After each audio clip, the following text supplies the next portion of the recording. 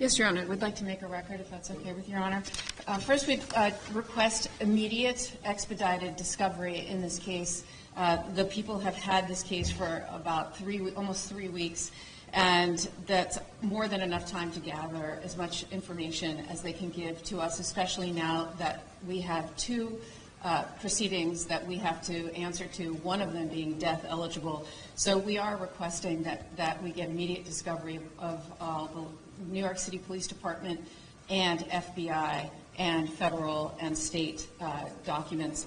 And the second thing I want to make a record of, Your Honor, is I'm very concerned about my client's right to a fair trial in this case. He's being prejudiced by some statements that are being made by government officials.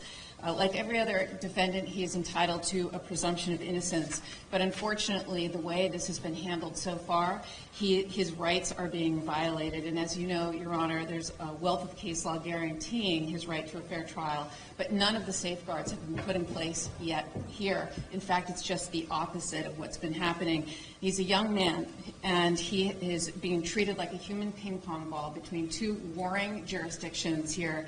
These federal and state prosecutors are coordinating with one another, but at the expense of him. They have conflicting theories in their indictments, and they are literally treating him like he is like some sort of political fodder, like some sort of spectacle. He was on display for everyone to see in the biggest staged perp walk I've ever seen in my career. It was absolutely unnecessary. He's been cooperative with law enforcement. He had been in custody for over a week.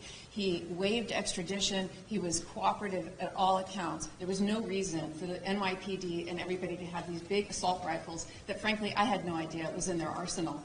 And to have all of these, the press there, the media there, it was like perfectly choreographed. And what was the New York City mayor doing at this press conference, Your Honor? That just made it utterly political. And as Your Honor knows, under Lauro v. Charles, the Court of Appeals for the Second Circuit has held it to be clearly established that these staged perp walks to the media, unrelated to a legitimate law enforcement objective, is unconstitutional. And I submit there was zero law enforcement objective to do that sort of perp walk. There's absolutely no need for that whatsoever.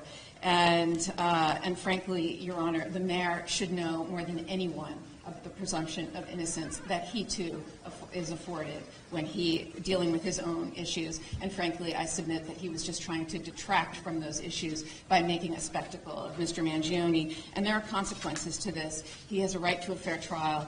And I just want to put on the record statements that the mayor made publicly about my client.